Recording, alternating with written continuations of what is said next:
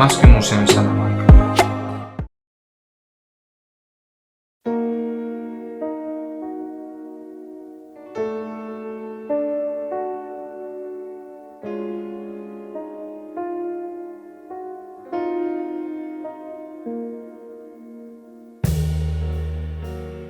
Nos emboban sus vídeos repletos de ternura.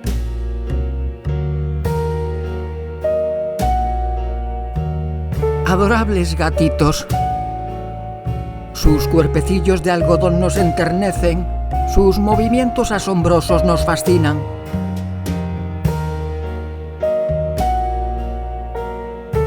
Pequeñas criaturas que se apoderan de la cama y el sofá. Mimados estrategas que nos desafían desde lo alto de las cortinas. Sin embargo, nos dan una lección de humanidad, son nuestros mejores cómplices y a veces incluso lloran nuestras propias lágrimas. Porque son ellos los que nos escogen como parte de su manada. Admirables sin duda. Eso sí, algunos después se hacen mayores.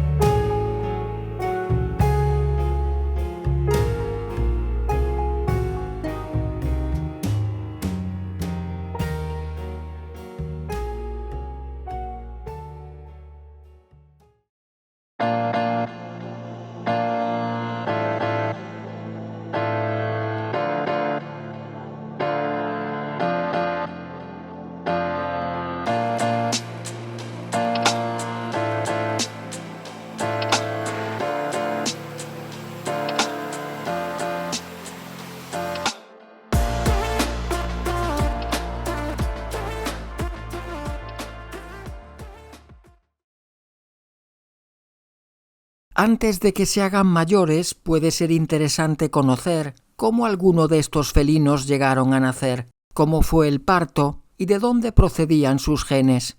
Trasladémonos para ello a los últimos compases de 1989. Una pequeña compañía británica pasaba entonces a manos del gigante norteamericano Ford, el segundo fabricante mundial en aquel momento. Un hecho que condicionará el futuro de un próximo Jaguar, bautizado por la prensa como tipo F, porque tomaría el testigo del legendario E.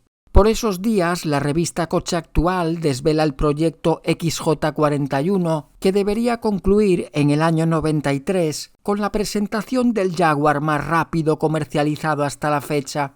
Un pura sangre que dispondría incluso de tracción integral y de 2 turbocompresores soplando en sus 6 cilindros. Autopista completaba esta exclusiva. Con una caja manual y una potencia de alrededor de 400 caballos, su velocidad máxima superaría los 300 por hora, por lo que el F-Type entraría en competencia con el mismísimo Ferrari F40. Motor 16 se hace eco de la noticia en el 90, cuando el Jag para el 2000 se desliza por la pista italiana de Nardò, casi libre de camuflajes. Se descubre entonces una amplia toma de aire frontal y unos faros escamoteables, elementos que parecían tomados de un Dream Car, diseñado por un famoso carrocero a finales de los 70, pero no por Bertone, como apuntaba la revista, sino por su competidor Pininfarina. Aunque Noé no estaba para chubascos, porque si Ford llegaba con un buen fajo de dólares, traía consigo igualmente una fulminante tijera. De esta forma, en el año 91, sus directivos suspenden el ambicioso programa por su elevadísimo coste de desarrollo. El XJS se quedaba por el momento sin relevo. No se atreverán con el XJ220, el hiperdeportivo de los 80 millones de pesetas, desvelado en su versión definitiva un año más tarde. Este sí equipará un 6 cilindros con doble turbo. Los más observadores os habréis fijado en el tratamiento del volumen trasero que más tarde los estilistas reproducirían en el protagonista de esta revisión histórica. Tras este delicioso paréntesis, el proyecto XJ41 no caería en saco roto. Algunas de sus soluciones se adaptaron a la plataforma del XJS para crear el deportivo de acceso a Aston Martin, filial también de Ford. Así nacía en 1993 el DB7, dibujado por el escocés Ian Callum, responsable de diseño de TWR, firma que había contribuido también en su gestación. Además del indudable parentesco con el XJS en cuanto a plataforma y trenes rodantes, montará el 6 cilindros de origen Jaguar, aunque gracias a un compresor, su potencia superará los 350 caballos. Tampoco en Coventry los técnicos estaban de brazos cruzados. A finales de ese año 93, un futuro Jaguar vuelve a rodar en Nardó, con su trampantojo de cebra y su zaga al más puro estilo XJS, al que ahora sí debería reemplazar. Durante la siguiente temporada vuelve a aparecer en los medios. Sus líneas maestras, ya definitivas, rezuman el aire inconfundible de los E-Type. Desde un primer momento debería ofrecerse una carrocería totalmente abierta que había tardado en aparecer nada menos que 13 años en el XJS. Este discreto y burgués 2+2 de 6 y 12 cilindros no había hecho olvidar a los más acérrimos a la marca a su mucho más carismático antecesor, al que tuvo que suceder en 1975. Cancelado el programa XJ41, su vida comercial se prolongaría más de lo debido hasta superar los 20 años y las 110.000 unidades comercializadas, 40.000 más que el E, todo un éxito a nivel numérico. Ahora el nuevo proyecto X100 continuaba sin contratiempos, basado también en su propia plataforma para contener al máximo los gastos de un desarrollo que se prolongaría durante apenas 30 meses. En marzo de 1996, durante el Salón de Ginebra, Jaguar presenta oficialmente su nueva criatura, el XK8, lo que de alguna forma simbolizaba su renacimiento. Exactamente 35 años después de que en ese mismo escenario, Sir William Lyons, fundador de la compañía, descubriese el E-Type. A pesar de que no se facilitan demasiados detalles sobre sus características, la ovación del gran público y de los medios lo convierten en la estrella principal de la Expo Suiza, en la que otras novedades, por situar al recién llegado en su momento histórico, serían el Mercedes Clase V, el Renault Scenic, el Seat Alhambra, el Porsche Boxster y el Hyundai Coupé. Tan solo unos días después es la variante descubierta la que causará sensación en los salones de Nueva York y Turín sin que se aporten nuevos datos. A mediados de año, algunas publicaciones desvelan buena parte de los secretos del primer Jaguar completamente nuevo desde que Ford tomase las riendas. Un cachorro que nacía con sus garras de acero bien afiladas después de demasiados años de un cierto letargo en la marca. Algunos vieron en sus trazos, que combinaban nostalgia con modernismo, ciertas reminiscencias del DB7, lo que no podía ser más que un excelente cumplido. Todo un halago.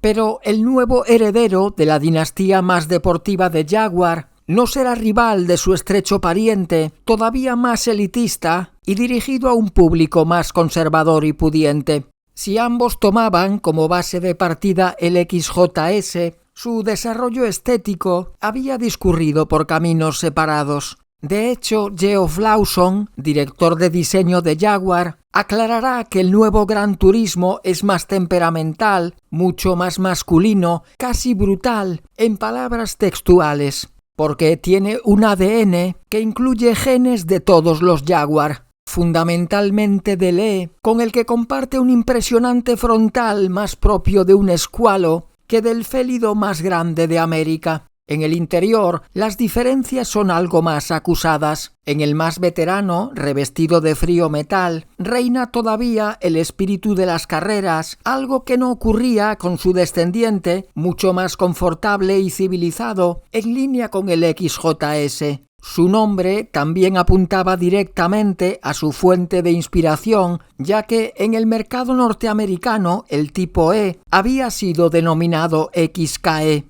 aunque sus dos letras evocaban también a los antecesores más lejanos de la casa. Si en el esperadísimo XK8 Jaguar vuelca todo su saber hacer, también deposita en él todas sus esperanzas. porque para 1997 se preveía comercializar 12.000 unidades, duplicando las entregas de los últimos XJS. De ellas, el 20% se quedaría en el Reino Unido y el 60% pondría rumbo a los Estados Unidos, donde sus afortunados y maduros propietarios se decantarían mayoritariamente, en un 70%, por la carrocería descapotable. La toma de contacto con la prensa especializada internacional se lleva a cabo en septiembre, lo que había permitido pulir adecuadamente algunos detalles de última hora y aumentar todavía más la expectación. Los británicos regresaban con todo su esplendor y con la tecnología más puntera de los años 90. Los probadores que se ponen al volante de este regalo dejan por escrito su entusiasmo, solo comparable dentro de la marca al despertado 3 décadas atrás por el Type. El XJS parecía una larga pausa de 20 años. Es rápido, elástico, estable, seguro, silencioso, confortable y bien equipado, escribirá Eduardo Azpilicueta en Automóvil, y suave, porque la suavidad es la nota dominante en todo lo que rodea la conducción, ya que no se trata de un deportivo de pura raza. No es un Lotus, un Lamborghini o un Aston Martin, por lo que no se han querido arañar segundos al reloj a costa de sacrificar refinamiento o confort. De este modo, la suspensión, de dobles triángulos en ambos ejes, es un tanto blanda, pero siempre consigue un adecuado control de la carrocería, por lo que las velocidades de paso por curva pueden ser altísimas. El silencio del interior es monacal, permite mantener los 200 sin tener que elevar la voz y solo está perturbado por el ronroneo del motor. El nuevo V8 es extremadamente gratificante por su flexibilidad y suavidad y se combina de maravilla con la moderna caja de cambios automática ZF de 5 velocidades, todo un prodigio de finura. No estará prevista, ni ahora ni nunca, una transmisión manual. El nivel de prestaciones es muy similar al del antiguo XJS-R con motor V12 de 6 litros y 330 caballos, pero con un refinamiento a años luz. Su principal laguna es la habitabilidad. Los asientos son algo cortos de banqueta y el espacio en las plazas traseras prácticamente testimonial, teniendo en cuenta sus 4,75 metros de longitud. El maletero, sin embargo, se anuncia como el más capaz de su clase. Desde el 1 de octubre de ese año 96, Jaguar vuelve a estar en la brecha. Es la fecha en la que se pone a la venta en su país de origen. En el mercado español, el XK8 desembarcará tan solo unos días después. Vuelve la fiera, se nos advertía en el catálogo comercial, y con ella la firma escribía de nuevo una gloriosa página en su historia. En su paso del papel a la arcilla y de esta al acero, el 95% de los componentes serán nuevos o procederán de las berlinas XJ, remodeladas profundamente hacía un par de años. La carrocería tiene un 30% menos de paneles que la del XJS, pero su resistencia a la torsión aumenta un 25%, utilizando una estructura algo más ligera, pero mucho más segura en caso de impacto. Para los clientes más dinámicos se dispone de un paquete deportivo opcional denominado Super Sport, en el que se incluye la suspensión adaptativa CATS, no podía tener otro nombre, y unas llantas de 18 pulgadas. El control de tracción desconectable, sin embargo, se instalaba sin coste. Junto con la seguridad, la fiabilidad era uno de los aspectos en los que se hacía más necesario progresar.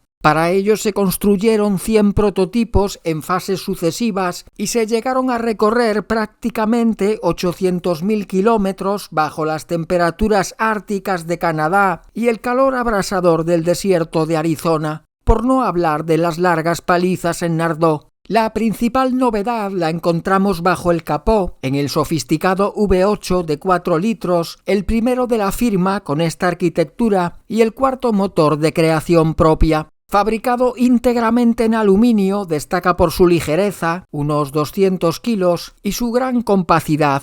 Dispone de culatas de 4 válvulas por cilindro, distribución variable en los árboles de admisión, acelerador electrónico y un sistema patentado de refrigeración para una rápida entrada en temperatura de régimen.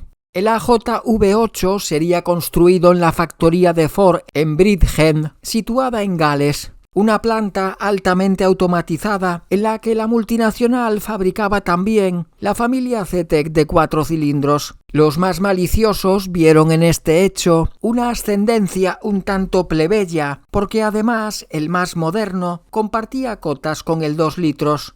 Con casi 300 caballos, la velocidad máxima estará autolimitada, curiosamente a 251 km/h en los primeros coupé, lo que parecía un cierto recochineo ante los 250 que las 3 exclusivas firmas alemanas, Audi, BMW y Mercedes, declaraban para sus turismos más prestacionales. Con el fin de aumentar el número de potenciales clientes, se establecen 2 definiciones para el interior, siempre distinguido, sugerente y rebosante de glamour. Así, el XK8 podrá ser clásico o deportivo. El primero se caracteriza por unos colores claros y brillantes, al gusto de la clientela más tradicional, devota del barnizado de nogal. En el deportivo, la madera de arce que recubre el salpicadero dará un oportuno toque cálido y en sus asientos la tela se maridará tan adecuadamente con el cuero como el whisky con el chocolate negro. El equipamiento, en ambos casos, es tan suntuoso como el aspecto exterior. Se incluyen, of course, los airbags frontales, el climatizador o los asientos regulables eléctricamente y una lista interminable de gadgets. Las llantas ofrecidas sin coste adicional eran de 17 pulgadas, de estilo mini light, aunque opcionalmente podían solicitarse unas de 18, de 7 radios. En su lanzamiento, el XK8 Coupé costaba en España cerca de 12 millones de pesetas, una cifra que lo situaba en una excelente posición frente a sus rivales alemanes, con el plus de contar con 3 años de garantía o 100.000 kilómetros. Lo ajustado del precio también era aplicable al convertible, que se acercaba a los 14 millones. Un precio muy similar al de un Mercedes SL320 de 6 cilindros y 2 plazas. Dispone de un techo tradicional de lona, de accionamiento completamente eléctrico, realizado por el especialista alemán Karmann. Un techo provisto de una luna calefactada de cristal que no resta demasiado volumen al maletero y que en solo 20 segundos cubre o descubre el habitáculo con solo apretar un botón, incluso a baja velocidad. El año 97 termina con una excelente noticia que superaba las expectativas previstas. Es la temporada más prolífica en su trayectoria comercial, ya que se rozarán las 15.000 unidades producidas en la planta de Browns Lane, la única encargada de hacer realidad este sueño. Un sueño que no había hecho más que empezar. A mediados del 98, Jaguar se dispone a celebrar el 50 aniversario del primer XK, el 120. Se decide con acierto que la mejor forma de festejar ese medio siglo es aumentar el poderío de su lejano heredero. Nacía así el XKR, una auténtica fiera que tendrá cuerpo de coupé o de convertible. El V8 se potenciaba, como era habitual en la marca, mediante un compresor volumétrico con 2 intercambiadores de calor. Será capaz de entregar 370 caballos, con lo que se convierte en el deportivo más rápido y potente fabricado en serie por la casa inglesa. La velocidad sigue estando limitada, pero el felino salta ahora de 0 a 100 km/h en solo 5,4 segundos. Su mayor poderío hace que sea necesario recurrir a un cambio de origen Mercedes, también de 5 relaciones. La suavidad de marcha continúa siendo impresionante. La dirección variable adopta nuevos reglajes, el sistema CAT se incluye de serie con unos tarados más firmes y se montan unas llantas de 18 pulgadas de diseño específico. Los casi 2,5 millones de pesetas de diferencia se traducen también en un aspecto más agresivo. La parrilla, de acero inoxidable, tiene forma de malla. En el largo capó, 2 branquias mejoran la refrigeración del vano motor e insuflan aire a los intercoolers, y en la zaga, bastante más discreta, se coloca un pequeño spoiler en la tapa del maletero. Para la temporada 2000 se incorporan con carácter opcional un par de dispositivos muy avanzados que demuestran el potencial tecnológico del constructor. Uno es el control de velocidad de crucero adaptativo mediante radar que limita la frenada para mantener la distancia adecuada respecto al vehículo de delante. El otro es un sistema de navegación con tecnología DVD cuya pantalla reemplazaba a las 3 esferas auxiliares de la instrumentación situadas en la parte central del tablero. Sin duda, un paso atrás. Mucho mejor perderse. Para apuntalar su presencia en las altas esferas de su privilegiada categoría, en el otoño de 2000 Jaguar presenta el primer rediseño de esta belleza, con el que se mejoran la seguridad y el confort y se actualiza sutilmente la línea exterior. Comenzando por esta, los XK temporada 2001 se distinguen de los anteriores por los faros antiniebla situados a ras del paragolpes, por los contornos metálicos de las ópticas traseras y por la banda de apertura de la tapa del capó, cromada y marcada con el nombre del fabricante. Los XKR conservan las llantas Double Five, pero en los atmosféricos se estrenan nuevas formas, tanto en las de 17 pulgadas de serie como en las de 18 pagadas aparte. Aunque de modo opcional, dentro de la línea de altas prestaciones R, puesta en marcha hacía un año, era posible elegir 3 tipos de diseños más deportivos, creados por BBS, que podían llegar a las 20 pulgadas, o instalar un equipo de frenos con discos perforados de mayor diámetro, firmados por Brembo. Aunque quizá lo más destacado es el estreno, en primicia mundial, del sistema de airbags delanteros adaptativos denominado ARTS, un ingenio que, en función de diversas variables, adapta el hinchado de los cojines a las condiciones de cada impacto, donde también serán decisivos los nuevos airbags laterales.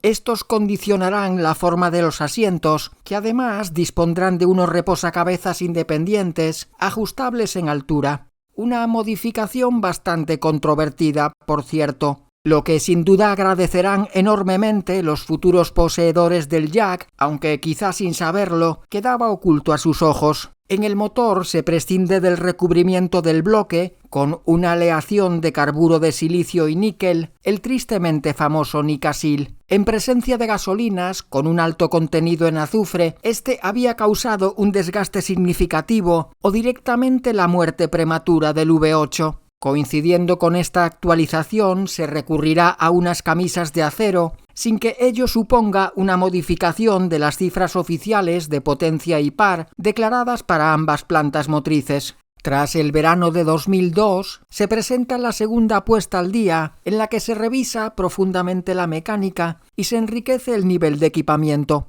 El felino afilaba de nuevo sus garras con la incorporación de más de 900 piezas nuevas, la mayoría de ellas destinadas a perfeccionar el motor y la transmisión. Debido al aumento de la carrera de los pistones, el 8 en V incrementa su cilindrada hasta los 4.200 centímetros cúbicos, como había ocurrido recientemente en los S-Type. El mayor cubicaje y los cambios llevados a cabo en el sistema de distribución variable y en la gestión electrónica hacían posible un incremento significativo de las cifras de par y potencia. En este último caso, los números son redondos. El atmosférico entregará 300 caballos y el sobrealimentado con compresor nada menos que 400.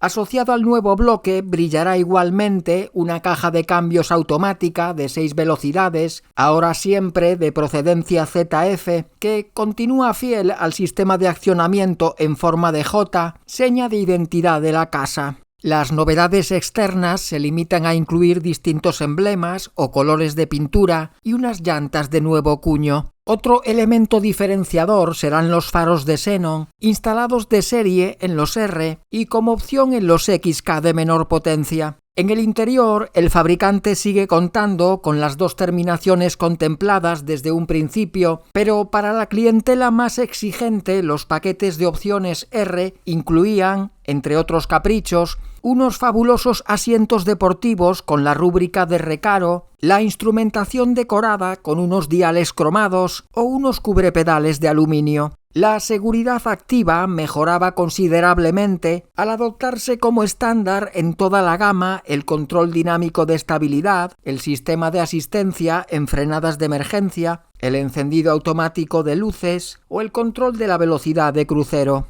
A principios de 2004 se produce la última evolución llevada a cabo en este Gran Turismo, cuyas hechuras parecen tener el don de saber borrar los estragos del tiempo. En los XKR desaparecen los topes de protección en la calandra y tanto en estos como en los XK8 el paragolpes delantero recibe una toma de aire suplementaria. El trasero también es más prominente en su parte baja. En los laterales los faldones pegan del mismo modo el coche al suelo y se suprimen las pequeñas tiras que recorrían las puertas y las aletas. Las motorizaciones atmosféricas se benefician de unos tubos de escape de mayor diámetro que serán cuádruples en el caso de las más potentes, dotadas a su vez de un alerón algo más grande. Como suele ser habitual en este tipo de lavados de cara, se modifica la paleta de colores para la carrocería, que, como antes, estará formada por 15 tonos distintos, y se introducen 3 nuevos estilos de llantas multirradios. En el habitáculo, la línea R Performance opcional sigue incluyendo el paquete aluminio, que proporciona un aspecto marcadamente racing, pudiendo combinarse con los nuevos revestimientos del salpicadero, como el moderno y elegante piano black que vemos en la imagen, perteneciente a uno de los últimos catálogos entregados en los concesionarios. Estos veteranos felinos continúan ofreciendo un rendimiento de primer orden y una conducción suave y placentera, pero el reloj se les había echado encima. Su existencia no será, ni de lejos, tan prolongada en el tiempo como lo había sido la del XJS, esa especie de gato de Schrödinger, porque estuvo pero no estuvo. El último XK8, un XKR, salió de la línea de producción en mayo de 2005. Algo más de 90.000 copias se comercializarían durante casi una década, la mayoría de las cuales serían convertibles. Era reemplazado por el XK a secas o X150 en la jerga del fabricante, con una carrocería de aluminio más ligera y un portón en la zaga del coupé.